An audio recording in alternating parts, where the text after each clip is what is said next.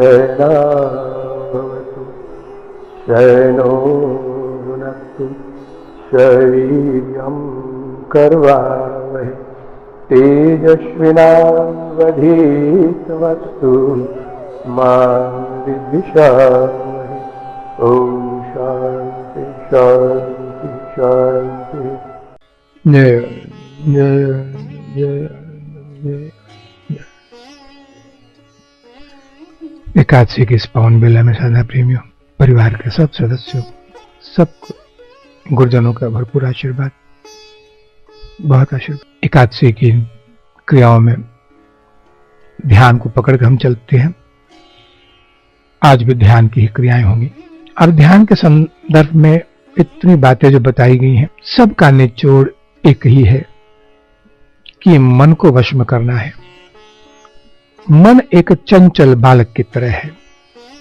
जैसे बच्चा अगर पढ़ाई में मन नहीं लगता हो तो भागता है पढ़ाई से, तो माता पिता उसको जबरन बैठाते हैं, शक्ति का प्रयोग करते हैं। लेकिन अगर उसके संस्कार अच्छे हों तो शक्ति का प्रयोग नहीं करना पड़ता, स्वतः ही बैठता है। यही हालत है साधना प्रेमियों मन के साथ। मन चंचल है, वास्तव में मन चंचल था नहीं, हमने विषय भोगों से उसको चंचल बना दिया।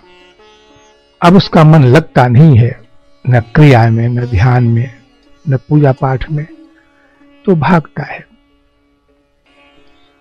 देखो, मन चंचल है, ये सही बात है, लेकिन क्या ये सत्य नहीं है कि यही चंचल बालक, मन रूपी बालक, एक दिन हमें मुक्ति तक भी पहुंचाता है, हमें ध्यान की उस गहराइयों में भी ले जाता है, हाथ पकड़ के ले जाता है और फिर ध्यान के उस गहराई तक साथ देता है।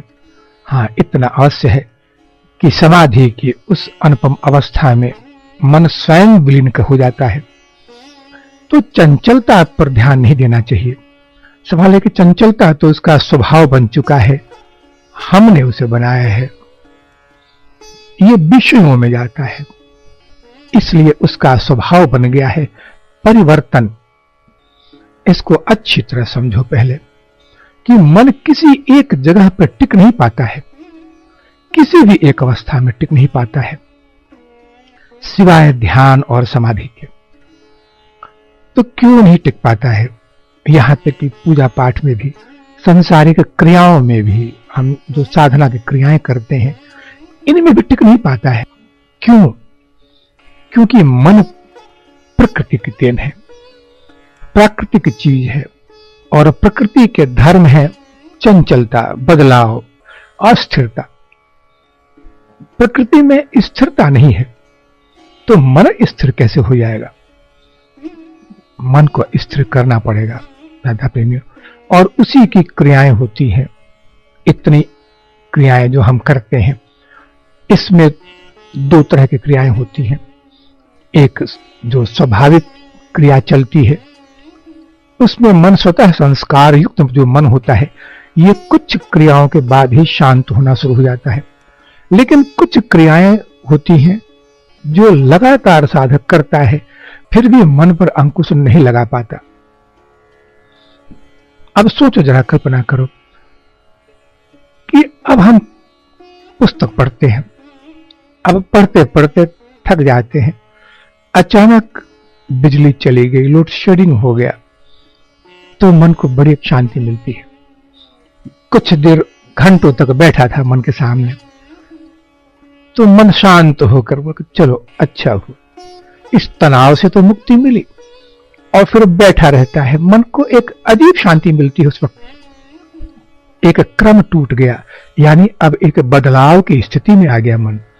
लेकिन फिर अब इसके बाद फिर घबराहट सी होती है कि जल्दी लाइन आए, और 1.5-2 घंटे बाद फिर लाइन आती है, तो उस घबराहट के बाद फिर शांति मिलती है उसको, मिला आ गई लाइन, अब फिर पढ़ेंगे। तो किसी एक अवस्था में टिक नहीं पाता है। यही स्वभाव है साधना प्रेमियों मन का। मन के इस बदलाव को जो कभी सोचा है तुमने कि क्यों मन चाहता है बार बार परिवर्तन? ये परिवर्तन की जो प्रक्रिया है मन की, ये क्यों है, इसके पीछे कारण क्या है? बच्चा चंचल है, उसकी चंचलता के पीछे कारण क्या है? बच्चा इसलिए चंचल है क्योंकि वो जिस चीज को खोजता है वो कहीं नहीं है, ना पढ़ाई में है और ना ही खेलकूद में है। अगर खेलकूद में भी मन लगता है तो कुछ देर बाद उससे डूब जाता है। तो ये परिवर्तन है सिर्फ प्रकृति का, प्रकृति के नियमों से बधा हुआ है। और इसका माने हुआ कि अगर मन चंचल है तो उसको इस रूप में मत देखो कि मन चंचल है, इस रूप में देखो कि मन को वो चीज अब तक नहीं मिली है जो उसे चाहिए थी, जिससे वो पूर्ण शांति को प्राप्त हो जाता, जिससे वो तृप्त हो जाता। वो चीज आज तक हमने उसे नहीं दिया है। हम मन को बहलाते हैं शुरू शुरू में विषय भोगों से, धन से, बल से, नाना प्रकार के युक्तियों से बहलाते तो हैं। कुछ देर कुछ दिनों तक तो बहलता है, फिर परिवर्तन चाहिए उसको। तो ये परिवर्तन इसलिए है कि उसकी तलाश किसी और चीज की है। अब ऐसा नहीं हो सकता कि एक बार मन ध्यान के उस आनंद में डूब जाए और फिर संसार की चीजें उसे अच्छी लगे। ध्यान में एक बार अंदर में प्रवेश कर जाने के बाद में परिवर्तन शांत हो जाता है, प्रकृति शांत हो जाती है। तो लक्ष्य तो यही है ना कि मन को हमें उस अनुपम अवस्था में पहुंचाना है जहां उसे पूर्ण शांति है, जो उसका स्वाभाविक रूप है। तो साधा प्रियो, इसका अर्थ यह हुआ कि हम संसार में भी अपने आप को नाना प्रकार के रूपों से बहलाते रहते हैं कि इसमें शांति मिलेगी, कुछ दिनों बाद इससे भी उब गए, फिर होता है कि धन में शांति मिलेगी, इससे भी उब गए, नहीं होता है। अंत में शांति मिलती है सिर्फ एक अवस्था में, अपने स्वरूप में जब जीव प्रतिष्ठित होता है, साधक जब अपने स्वरूप में पहुंचता है ध्यान के माध्यम से, तो पूरी शांति में डूब जाता है। तो अवस्था जो खोज रहा था मन, वो ध्यान की अवस्था थी, वही शांति है, वही अनुपम शांति है। आज हम दो तरह के ध्यान के उपायों को बताएंगे, इनको अच्छी तरह समझना। मन के उस स्थिति में जब अशांत होता है, वो उस स्थिति से हटाकर मन को शांति में लाने के दो तरीके बताए गए हैं। इसमें पहला है सहज, स्वाभाविक चीजें, इसमें कुछ भी संसारिक चीज नहीं है, यानी क्रियात्मक कोई चीज नहीं है। ये स्वतः है, मन का धर्म है। मन का जब तक धर्म प्रकृति से जुड़ा हुआ है तब तक प्रकृति के धर्मों के अधीन है वो, लेकिन मन स्वरूप है परमात्मा का, उसी का एक क्रियात्मक रूप है जो मन बन के संसार में हमारी इच्छाओं की पूर्ति के लिए आता है। पहला जो चीज है कि सहज अवस्था में जो ध्यान होगा, ये सहज ध्यान है। और दूसरा है क्रियात्मक ध्यान। जो सहज ध्यान है, थोड़ा सा प्रेम, एक आनंद, जैसे एक स्वाभाविक स्थिति होती है एक अच्छे इंसान की, उसमें एक प्रेम होता है, ममता होती है। संसार में हर किसी के प्रति जब प्रेम बढ़ता है तो ये एक सहज अवस्था बढ़ती है। कहां बढ़ती है? ध्यान की तरफ बढ़ती है। तो सहज ध्यान के लिए तीन बातों का होना आवश्यक है। अगर ये तीन बातें हैं तो तुमको किसी क्रिया करने की आवश्यकता नहीं है। ये सहज ध्यान है और सहज ध्यान संस्कारों के अनुसार होता है। यही एक साधक का अपना स्वरूप है, उसका स्वभाव है। अगर उसका सहज स्वभाव है तो बहुत जल्दी उसके समाधि लग जाएगी, बहुत जल्दी ध्यान में प्रवेश कर जाएगा। तो तीन बातें हैं। पहला है आत्मकृपा, दूसरा है जप और तीसरा है खोज। ये तीन चीजें हैं, ये सहज ध्यान है।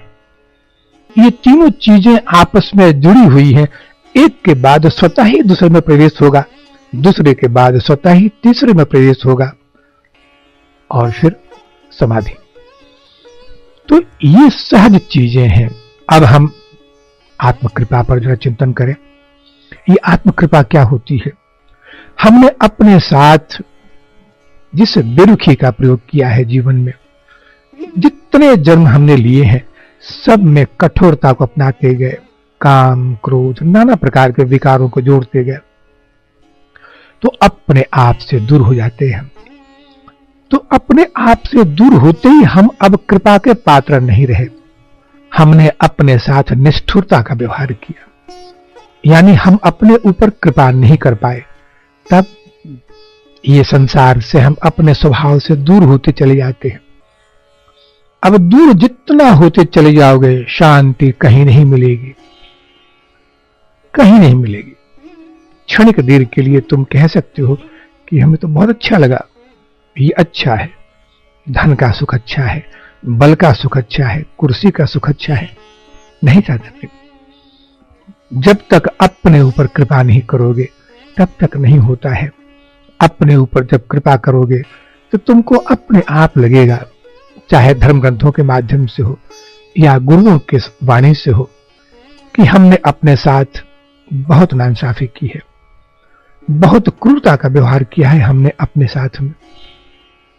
और तब मन निरंतर एक ही इच्छा करता है, चाहे ईश्वर से हो, गुरुजनों से हो, संत महात्माओं से हो, कि हमारा उद्धार करो, हमें अपने स्वरूप तक, जो मेरा स्वाभाविक स्वरूप है, उस तक पहुंचा दो।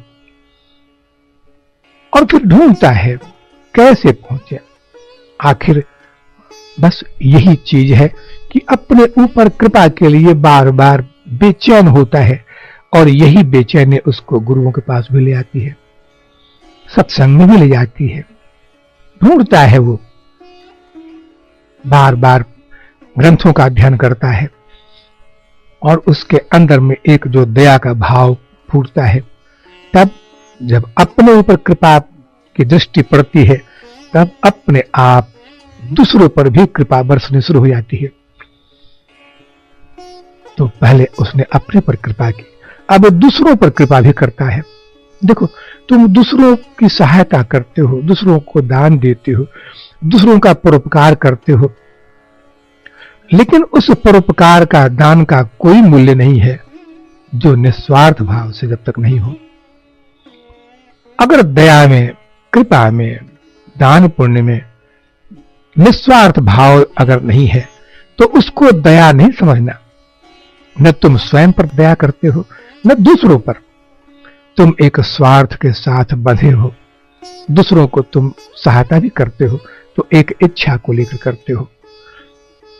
तो उस साधक का, जिसने निश्चय कर लिया है कि मुझे आत्म कल्याण करना है, कल्याण किसी सांसारिक माध्यम से नहीं, अपने स्वरूप तक पहुंचने के लिए, जो मेरा अपना स्वरूप है, जो मेरा अपना धर्म है, इसके लिए है कि पहले कृपा अपने ऊपर होती है, और अपनी कृपा तत्काल परिवर्तित होती है दूसरों पर। तब दया का भाव बढ़ता है, दूसरों पर वैसी कृपा बरसती है उसकी। अब ये कृपा होते होते उसके अंदर में उसकी जो सोई चेतना थी वो जगनी शुरू हो जाती है। तब जब दूसरों पर होता है तो अंदर से एक प्रेम का उदय होता है, एक अद्भुत प्रेम जगता है उसको। जिस पर भी वो कृपा करेगा, वो ऐसा लगता है कि वो दूसरों पर नहीं कृपा कर रहा है, वो स्वयं पर कृपा कर रहा है। तो साधे प्रेमियों, पहले अपने ऊपर कृपा करनी पड़ती है। हम कहते हैं कि हम सबसे कृपा की मांग करते हैं कि हे ईश्वर हम पर कृपा करो, हे गुरुजन हम पर कृपा करो। ऐसा तो नहीं कहते। अपने आप को संबोधन करके, अपने नाम का संबोधन करके कि तुम अपने ऊपर कृपा करो। इस मैं जो है, जो इस शरीर में रहने वाला है, इस पर कृपा करो। यानी हम अपने आप से नहीं कहते कि मुझ पर कृपा करो। हम सबसे आस लगाए रहते हैं कि कोई कृपा करे, किसी की कृपा से हम आत्म कल्याण कर ले। कृपा तो ठीक है, होती है, लेकिन इसका सबसे पहला नियम है आत्म कृपा करनी पड़ेगी। तो आत्म कृपा परिवर्तित होती है पर कृपा पर। संसार में सब पर कृपा बरसेगी और कल्याण होता है सिर्फ अपना। चित्त निर्मल हो जाएगा। चित्त तो वास्तव में उस साधक का जो सहज समाधि का संस्कार लेके जन्म लिया है, उसका चित्त वैसे भी निर्मल होता है। बस संसारिक कुछ छाया पड़ती है विषय भोगों की, तत्काल उस कृपा के साथ तत्काल धुलनी शुरू हो जाती है। और तब जब ऐसा होता है तो दूसरा चरण शुरू हो जाता है, वो है जप का। और जब ऐसा शुरू होता है तो अवस्था वो होती है जैसे कोई प्रेमी है, अब अपनी प्रेमिका के तस्वीर को देखता रहता है और फिर बार बार उसके नाम का उच्चारण करना, उसके नाम का स्मरण करना, यानी चित्त पे प्रेमिका ही बस गई है। सब कुछ उसकी प्रेमिका है और उस प्रेमिका के लिए उसका प्रेमी, यानी दोनों एक दूसरे के लिए व्याकुल है, नाम से भी और रूप से भी बेचैन है। तो जब तुम्हारे अंदर में ये कृपा होती है, आत्म कृपा, और फिर ये संसार का रूप जो बदलता है, तब तुम्हारे अंदर बेचैनी होती है कि ये कौन है मेरे अंदर में जो मुझे पुकार रहा है, ये मेरा प्रियतम, ये मेरा स्वामी जो इतनी कृपा अंदर में करता है बैठ के, ये कौन है। तब उसका नाम क्या है और फिर उसके गुण क्या है। ऐसा करते ही गुरुओं की तलाश में निकलता है और तब गुरु से एक मंत्र मिलता है, उसको एक रूप मिलता है। अगर रूप सगुण साकार नहीं हो तो निर्गुण निराकार ही सही, इसको लेकर अब निरंतर डूबता रहता है वो। इसी का नाम है जप। अब जप के लिए एक बात याद रखना हमेशा कि सिर्फ जप करने से तब तक लाभ नहीं होगा जब तक जप अजपा नहीं हो जाए। अजपा का मतलब होता है कि अब तक तुम्हारी वाणी जप करती थी, तुम्हारा मन जप कर रहा था, अब ये जप स्वतः चलेगा। तो अजपा के लिए बहुत जरूरी है कि निरंतर एक अभ्यास के साथ जप का प्रयोग किया जाए। यद जपस्तदर्थ भावनम, जैसा बताया गया है, पतंजलि ऋषि ने कहा है कि इस जप के अनुसार जब कि साधक अपनी यात्रा शुरू करता है तो अगर नियम पक्का है, निरंतर अपना अभ्यास जप में लगाए हुए है, दफ्तर में भी है, काम से छुट्टी मिलते ही बस उसी मानस जप में डूब जाए, तो निश्चित है कि 6 महीने के अंदर में जप अजपा हो जाएगा। अजपा का नियम है कि पूरे नियम से तन्मयता से किया हुआ जो जप है, ये 6 महीने के भीतर में अजपा हो जाएगा।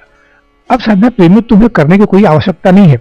अब तुम्हारा स्थूल शरीर और स्थूल इंद्रियां अब उस जप के लिए किसी काम की नहीं है, क्योंकि उसको पकड़ चुका है तुम्हारा सूक्ष्म, यानी तुम्हारे चित्त में निरंतर नाद चलता है उसका। अब ऐसे साधक को पहचाना बहुत आसान है, लाखों में पहचाना जा सकता है। वो उसके चेहरे की कांति, उसके चेहरे पर जो शांति होती है। एक बात और याद रखना, अगर किसी ने अजपा सिद्ध कर लिया है, अजपा जिसका सिद्ध है, उसके करीब 5 गज के दायरे में अगर बैठ के साधक नियम से अपना जप शुरू करे तो हर किसी का जप 3 महीने में सिद्ध हो जाएगा। 3 महीने में हर जो जप है वो उस व्यक्ति के 5 गज के दायरे में बैठकर सिद्ध किया जा सकता है जिसने अजपा सिद्ध कर लिया हो। ये औरा होता है, उसके औरा के प्रभाव से हर जप अजपा हो जाएगा 3 महीने में, और नहीं तो तुम्हारा अपना नियम है तो 6 महीने में।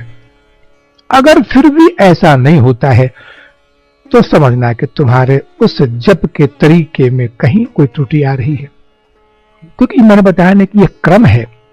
पहले आत्मकृपा, आत्मकृपा स्वतः परिवर्तित होती है पर कृपा पर, इसके बाद फिर जप है। तो तुमने आत्मकृपा में कहीं त्रुटि की है, कहीं पर भी तुम्हारे जो मन में है ये कोई विकार रह चुका है, तब जब बहुत लंबा चल जाएगा सिद्ध होने के लिए, फिर तो 6 महीने और 3 महीने की कृपा नहीं होती है। ये दूसरी स्थिति होती है जब को अजपा करना। अब ये सब करते करते तुम कहां चलते जा रहे हो? अपने ध्यान में। और मैंने बताया कि ये किस साधक के लिए है? जो सहज रूप में अपने समाधि में जा रहा है। उसे करना कुछ नहीं है, न उसे प्राणायाम की आवश्यकता है, नहीं कोई बहिर्मुखी क्रिया करनी है जैसे हम लोग नित्य करते हैं। अगर उसके संस्कार हैं, उसका अगर चित्त निर्मल है, तो सहज समाधि की तरफ स्वतः चलता है वो, और फिर जन्म जन्म तक लगातार एक ही गति से, अबाध गति से चलता है वो। जब ये दूसरी अवस्था पहुंचती है तो साधना प्रेमी, अब उसके चित्त, उसके अंदर में एक व्याकुलता बढ़ती है। अब उसकी तीसरी अवस्था शुरू होती है जिसका नाम है तलाश, यानी खोज। अब ये उसके अंदर में एक बेचैनी होती है कि कोई तो है मेरे अंदर में। इतना उद्गार निकलता है मेरे अंदर में जब भी मैं किसी की सेवा करता हूं, दान करता हूं या किसी प्रकार का उपकार करता हूं, तो ये उपकार का प्रतिरूप मुझे नहीं चाहिए, तो एक अद्भुत आनंद की सृष्टि होती है। लगता है कि अंदर से कोई हमें आनंद रूपी एक पुरस्कार तत्काल दे देता है। एक प्रेम की वर्षा हो जाती है तत्काल, और चित्त भर जाता है उस आनंद से। कोई तो है, ये कौन है? अब तलाशता है। अब ये शरीर तो मां बाप का दिया हुआ है, शरीर के रंग रूप और फिर 10% संस्कार भी मां बाप के उस साधक के पास आते हैं। कहते कि अब इस तरह की बेचैनी तो न मेरे पिता में थी न मां में, सिर्फ रंग रूप तो ठीक है, तो ये कहां से आ रहा है? ये कौन है जो मुझे आकर्षित कर रहा है? बहुत बेचैन हो जाता है वो, और तब निकलता है, तब गुरुओं के संपर्क में बैठकर, और जब ग्रंथों का अध्ययन करता है, और जब इन सब चीजों का अध्ययन होता है कि अपने अंदर में बैठा हुआ जो परमात्मा है, जो स्वरूप है, वही पुकारता है। उसको लगता है कि कोई मेरा बहुत ही प्रिय है, जो माता पिता से भी ज्यादा प्रिय है, बहुत प्रिय है, जो मुझे बहुत आकर्षित करता है।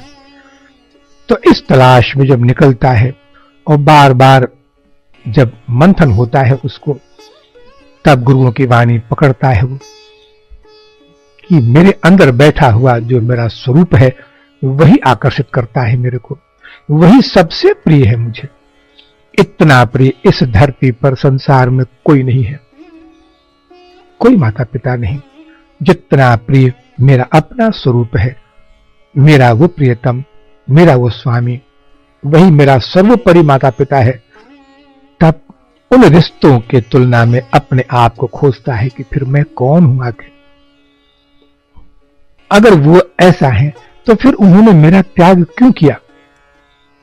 अब इन संबंधों को जोड़ता है वो गुरुओं की वाणी से, और तब उसे लगता है कि बस एकमात्र मेरे जीवन का उद्देश्य है कि ध्यान की उस गहराई में पहुंचना जहां उस अपने स्वरूप का दर्शन कर सकूं, अपने स्वरूप के गोद में बैठ सकूं। इतना प्यार। तो साधना प्रेमियों, ये चीजें, ये जो 3 चीजें हैं, इन 3 चीजों को गहरे तन्मयता से जब अध्ययन करोगे तो लगता है कि सचमुच ध्यान, क्योंकि मैंने पहले ये बताया था कि ध्यान किसी क्रिया के माध्यम से नहीं बन सकता। ध्यान स्वतः एक क्रिया है, लेकिन जब स्वतः और सहज ध्यान नहीं होता है, तब दूसरा चीज जो मैंने बताया था कि एक सहज ध्यान होता है और दूसरा होता है क्रिया ध्यान।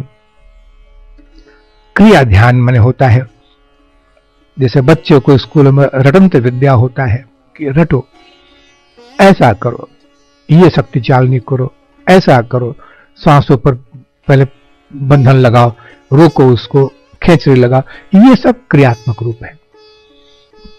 तो सबसे सरल होता है सहज ध्यान रूप, और सहज ध्यान का जो पथिक है, ये बहुत आसानी से बहुत कम समय में ही अपने पूर्व संस्कारों के कारण तत्काल ध्यान में प्रवेश हो जाता है और ध्यान में पहुंचते ही उसको सारी चीजों का उत्तर मिलना शुरू हो जाता है तत्काल।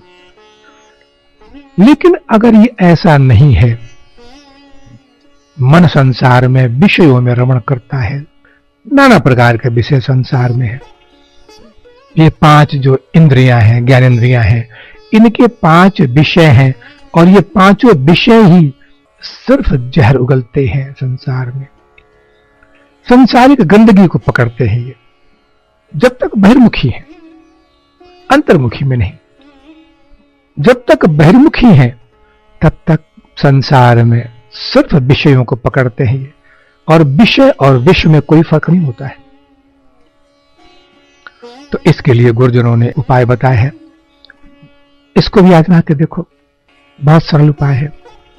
कहे कि चित्त विषयों से हट नहीं पा रहा है, लेकिन तुमने पढ़ा है, सुना भी है गुरुजनों से, हर एकादशी को सुनते हो कि बगैर ध्यान के शांति नहीं मिलेगी।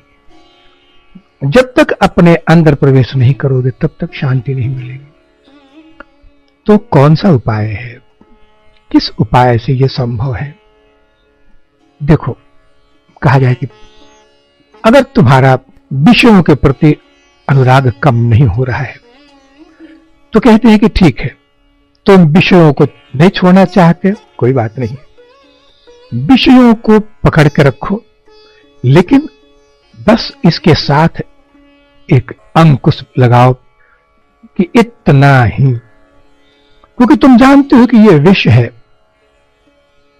तुम ये भी जानते हो, जैसे एक शराबी जानता है कि ये जो नशा है एक दिन उसके जीवन को बर्बाद कर देगा, तो जो अच्छा शराबी होता है वो थोड़ा सा लेता है, थोड़ा लेने के बाद बाकी जो बचा उसका त्याग करता है, वो यानी उस पर अंकुश लगाता है। तो गुरु ने कहा है कि विषय को तत्काल नहीं छोड़ पा रहे हो, अब इसके अंदर निश्चित है कि ये तुम्हारा संस्कार है। हर जन्म में तुमने विषयों को ही अपना सुख माना, तो विषयों को पकड़ो, लेकिन अंकुश लगाते रहो धीरे धीरे। उम्र के हर उम्र के साथ विषय जो कि हैं वो 40 के बाद धीरे धीरे इन पर अंकुश लगाओ। अंकुश लगाने की जो प्रक्रिया है ये बढ़ती चली जाए। तो विषय भोग अगर संयम और अंकुश के साथ आगे बढ़ते हैं तब यही योग बन जाएगा। अब ये भोग नहीं रहा, भोग के साथ अगर संयम जुड़ गया, अगर नियम जुड़ गया, तब धीरे धीरे तुम योग की तरफ बढ़ते चले जा रहे हो। अब तुम्हारे अंदर में योगिक चीजें शुरू हो जाएंगी। योग का मतलब होता है कि उस विषय में, उस भोग में दोष दृष्टि लानी शुरू करो कि ये हर तरह से नुकसान ही करेगा, मेरा मुझको अपने स्वरूप से, परमात्मा से दूर करेगा, लेकिन छोड़ नहीं पाता है, इंद्रियां छोड़ नहीं पाती हैं। तो अंकुश लगाओ, विषय भोग को थोड़ा लो और अंकुश के साथ करो। तो अब ये अंकुश और संयम तुम्हें योग मार्ग की तरफ अपने आप अग्रसर कर देगा। अब कुछ समय लगेगा इसमें, 1 साल 2 साल, इसके बाद अपने आप तुमको लगेगा कि जब से मैंने अंकुश लगाना शुरू किया है शरीर बिल्कुल स्वस्थ रहने लगा, कुछ बीमारियां ठीक हो गई। अब इस योग के साथ साधना प्रेमियों सिर्फ प्रेम जोड़ दो, सिर्फ प्रेम। अब प्रेम की परिभाषा तो संसार के प्रेम से तुम देखते हो, उससे थोड़ी सी हटके है ये, क्योंकि संसार का प्रेम सिर्फ शरीर को लेकर चलता है।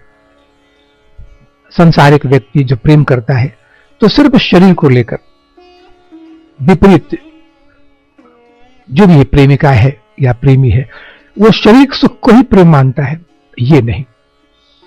उसके साथ जो एक आत्मीयता का प्रेम है, क्योंकि योग मार्ग में आगे बढ़ोगे तो कुछ समय बाद इतना तो पता लग जाएगा कि जो तुम्हारा सूक्ष्म शरीर है, जो तुम्हारा परमात्मा स्वरूप है, ये किसी शरीर से बंधा हुआ नहीं है, लेकिन आत्मा वही है।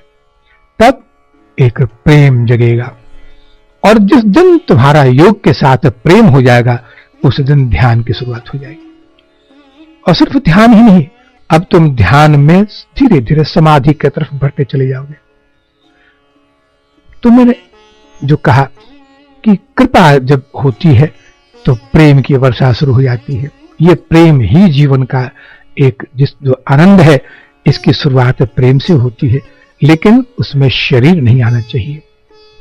तो मैंने पहले बताया कि पहला चीज है कि भोगों के साथ में संयम को जोड़ो, ये योग बन जाएगा। और उस योग के साथ में प्रेम को जोड़ दो तो ध्यान बन गया। अब ये एक संगम है, एक गंगा है तो एक जमुना है।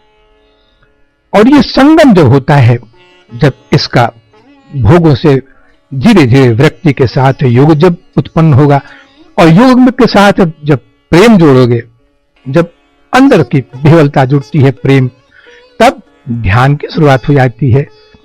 ये गंगा और जमुना है और साथ में प्रेम। अब इन दो के साथ में तुम एक ऐसे स्थल पर खड़े हो जहां गंगा और जमुना का पानी मिलता है। अब इसका परिणाम इतना सुंदर होगा कि सिर्फ अब दो धारा ही नहीं आके मिलती है, संगम में तीन धाराएं आती है। एक धारा गुप्त रूप में आती है सरस्वती की, मां सरस्वती की, जो ज्ञान प्रधान है, जो विद्या प्रधान है। ये स्वतः आकर तुम्हारे इस संगम में मिल जाएंगे। तुमने ज्ञान के लिए प्रयास नहीं किया था, प्रयास किया था भोगों को छोड़ने के लिए, प्रयास किया था कि अब योग के साथ में प्रेम को जोड़ने के लिए। यानी संसार से तुमने अपने विषयों से मन को धीरे धीरे हटाने का प्रयास किया और प्रेम को जानने का प्रयास किया। ये दो अगर गंगा जमुना मिल जाए तो सरस्वती रूपी जो ज्ञान है, ये अपने आप प्रस्फुटित हो जाता है। और तब अब तुम धीरे धीरे समाधि की तरफ जा रहे हो। इसमें इतना तो समझ चुके कि ज्ञान का जन्म भी किससे हुआ? उसी प्रेम से, योग से। तो अगर तुमने दो चीजों का अभ्यास कर लिया, योग और प्रेम, तो ज्ञान स्वतः ही तुम्हारे जीवन में प्रवेश कर जाएगा। और तब हर ग्रंथ के रहस्य खुलेंगे तुम्हारे सामने, कुछ भी गोपनीय नहीं रह पाएगा। ईश्वर की खोज तत्काल पूरी हो जाती है। तो साधे प्रेम, ये जो मैंने तीन मार्ग बताए, ये तीन मार्ग उसके लिए है जो सह समाधि में जा रहा हो। और जो क्रिया रूप में है, वो संसार में करता रहता है। वो इसकी कोई सीमा नहीं है कि बिना विषयों को छोड़े, बिना प्रेम को जीवन में धारण किए कब तक उसकी यात्रा चलेगी। ये कब तक चलेगा, ये यात्रा कब तक चलेगी, कहना बहुत मुश्किल होता है। मैंने बताया कि ध्यान जो चीज है, ये किसी क्रिया का नाम नहीं है। हर क्रिया तुमको अक्रिया की तरफ ले जाती है। यानी जो भी क्रिया तुम करते हो ध्यान की प्राप्ति के लिए, ये तुमको वो क्रिया ही अक्रिया की तरफ ले जाती है, यानी क्रिया से मुक्ति दिलाने के लिए। और जब तक क्रिया से मुक्ति नहीं मिलेगी, तब तक ध्यान नहीं बनेगा, क्योंकि ध्यान किसी क्रिया का नाम नहीं है। ध्यान अक्रिया का नाम है। जहां सारी क्रियाएं खत्म हो जाती हैं, उसी का नाम ध्यान है। वो अक्रिय अवस्था है। अक्रिय अवस्था की प्राप्ति करनी पड़ती है राधा प्रेमी, बस यही ध्यान है। तो इसके लिए सबसे सुंदर तरीका बताया है गुरुजों ने कि श्वास की गति को अंदर जाते हुए देखो और बाहर आते हुए देखो। कि तुम्हारा ध्यान रहेगा नासिका के उस छिद्र के बीच में, एक जो मिला हुआ है, दोनों छेदों के बीच में जो एक संधि स्थल है, यहां अपने मन को बैठाओ और श्वास की गति को मंत्र के साथ अंदर जाते हुए देखे। पूरी लंबाई तक लंबा श्वास लेना है, पूरी लंबाई तक श्वास को अंदर जाते हुए देखे और फिर कुछ देर बाद बाहर आते हुए देखे। इसमें कुछ नहीं करना है, बस हर श्वास के साथ एक मंत्र जोड़ दो। मंत्र नहीं भी जोड़ोगे तो कोई बात नहीं है, बस श्वास की गति को अंदर जाते हुए देखते रहो, बगैर तुम्हारे अनुमति के, बगैर तुम्हारे दृष्टि के, तुम्हारे ज्ञान के श्वास न आए न जाए बाहर। यानी हर श्वास तुम्हारे अंदर में तुम्हारे इन दृष्टि के माध्यम से देखा हुआ जा रहा है और देखते हुए बाहर आ रहा है। श्वास पर नजर बनाकर रखना है,